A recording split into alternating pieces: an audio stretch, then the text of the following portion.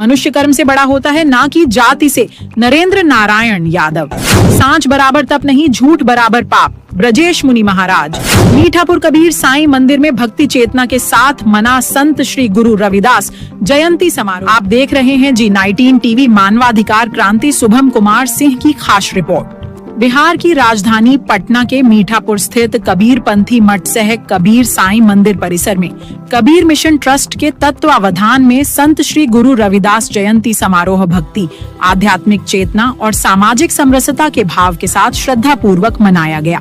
कार्यक्रम का संचालन कबीर मिशन ट्रस्ट के अध्यक्ष महंत ब्रजेश मुनि महाराज ने किया। समारोह का शुभारंभ दीप प्रज्वलन के साथ हुआ, जिसे कार्यक्रम के मुख्य अतिथि एवं बिहार विधानसभा के उपाध्यक्ष नरेंद्र नारायण यादव, पूर्व केंद्रीय मंत्री संजय पासवान, पूर्व विधायक सतीश यादव ने किया। इस अवसर पर बड़ी संख्या में श्रद्धालु भक्त, संत महात्मा एवं समाज सेवी उपस्थित रहे। सभा को संबोधित करते हुए बिहार विधानसभा के उपाध्यक्ष नरेंद्र नारायण यादव ने कहा कि मानव जीवन सत्कर्म, भक्ति और भजन के लिए मिला है, न कि पखंड, आडंबर, जात पात और ऊंच नीच जैसी संकीर्ण मान्यताओं में उलझे रहने के लिए। उन्होंने कहा कि आज वही लोग अमर हैं जिन्होंने सत्य का आचरण किया और जिनका संदेश युगों युगों तक जीवित रहा। संत गुरु रविदास और संत कबीर के विचारों में गहरी समानता थी। दोनों संतों ने समाज को ढोंग, पाखंड, जात पात और भेदभाव से ऊपर उठकर मानवता, समानता और प्रेम के मार्ग पर चलने की प्रेरणा दी। राम नारायण यादव ने कहा कि संतों की शिक्षाएं आज भी समाज को सही दिशा दिखाने का कार्य कर रही हैं और इन्हें आत्मसात करना ही सच्ची श्रद्धांजलि है। आगे कहा कि परमात्मा को बाहर ढूंढने की आवश्यकता नहीं है, वह मनुष्य के हृदय में ही विराजमान है। आवश्यकता है तो केवल आत्मचिंतन और ज्ञान के माध्यम से उसे पहचानने की। मनुष्य को अपने जीवन में गुरु तत्व को अपनाकर उनके आदेशों और निर्देशों के अनुसार जीवन पथ पर आगे बढ़ना चाहिए। वे इस दौरान आचार्य किशोर कुणाल संत निवास का भी अवलोकन किया और इस कार्य की सराहना करते हुए कहा कि आचार्य किशोर कुणाल जीवन भर सन्मार्ग पर चलते हुए कई कृतियां स्थापित की। वहीं महंत ब्रजेश मुनि महाराज ने अपने प्रवचन में कहा, सांच बराबर तप नहीं, झूठ बराबर पाप। सदगुरु कबीर और संत श्री गुरु रविदास जी ने स्पष्ट रूप से बताया कि ईश्वर की प्राप्ति का मार्ग भक्ति है और यह भक्ति इसी मानव जीवन में संभव है। महंत जी ने कहा कि यदि मनुष्य इस जीवन में ही अपने जीवन का लक्ष्य परमात्मा की प्राप्ति पूरा नहीं कर सका तो फिर कब करेगा। इसलिए गुरु के निर्देशों का पालन करते हुए भक्ति मार्ग पर चलना ही मानव जीवन का वास्तविक उद्देश्य है। इस अवसर पर पूर्व केंद्रीय मंत्री संजय पासवान, पूर्व विधायक सतीश यादव, भाजपा के किसान नेता रवि रंजन जी ने भी समारोह को संबोधित किया। इस अवसर पर बड़ी संख्या में महिला श्रद्धालुओं ने सदगुरु कबीर साईं एवं संत श्री गुरु रविदास जी के पावन चरणों में पूजा अर्चना कर वातावरण को भक्तिमय बना दिया। पूरा परिसर भजन, श्रद्धा और आध्यात्मिक ऊर्जा से सराबोर रहा। इस अवसर पर पत्रकार अमरेश कुमार सिंह, प्रोफेसर सज्जन कुमार यादव, राम बालक प्रसाद, डॉक्टर इंद्रजीत कुमार, संत करसन मुनि, महिला गायक मंडल के रॉबी प्रधान सहित अनेकों श्रद्धालु भक्त एवं गणमान्य लोग उपस्थित रहे। सभी ने संत श्री गुरु रविदास जी के विचारों को आत्मसात करने का संकल्प लिया।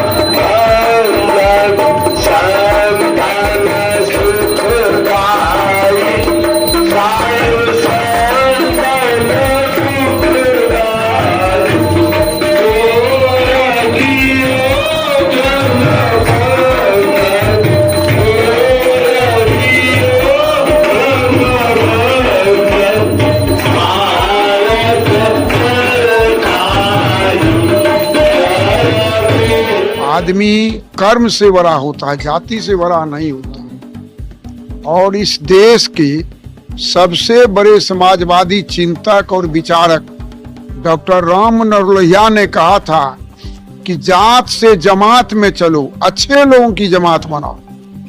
इसलिए संत कबीर ने भी इस पर प्रहार किया। और संत रविदास जी महाराज, आप जानते हैं कि कर्म में विश्वास करने वाले संत थे। मैंने संक्षिप्त में उनके कार्यों की चर्चा की और वो कर्म में विश्वास रखते थे। कर्म करके वो भगवान की पूजा करते थे यार। इसलिए आदमी कर्म से बड़ा होता है, जाति से बड़ा नहीं। आज के सर समय में उनके संदेशों की प्रासंगिकता सर क्या रह गई? उनके संदेश की बहुत बड़ी प्रासंगिकता है कि उन्होंने जो कर्म पर बल दिया है कि अपना काम करते थे, वो जूता बनाते थे, अपने ग्राहक को देते थे और भगवान की भी पूजा करते थे। उन्होंने कर्म की महत्ता बताई और कर्म से ही आदमी बड़ा होता है, जात पात का कोई स्थान नहीं। देखिए, इस क्षेत्र का ये संस्कार केंद्र है और ये आश्रम में निश्चित तौर से जो संस्कार मिलता है उस संस्कार का लाभ परिवार को, व्यक्ति को अपने सुधार में और अड़ोस पड़ोस से संबंध भी अच्छे बनाने में सुविधा होती है। मुझे लगता है कि ये परंपरा खत्म हो रहा है। ब्रजेश मुनि जी ने इस शहर में, बीच शहर में आकर के इन्होंने ये शुरू किया है, इसलिए मैं कहता हूँ ये संस्कार केंद्र है। इससे हम लोग भी सीखते हैं, महिलाएं सीखती हैं, पुरुष सीखते हैं, बच्चे सीखते हैं। इससे बड़ा हम लोग के लिए शिक्षण होता है, हम लोग का है प्रशिक्षण होता है। साथ के लोगों को सुना हमने, आज नए लोगों को सुना, बहुत दिनों बाद तो एक सत्संग होने का लाभ मिला हम लोग को। तो ज्ञान वर्धन का, संस्कार वर्धन का ये केंद्र है। ईश्वर करे ये केंद्र सदैव उत्तरोत्तर आगे बढ़ता रहे।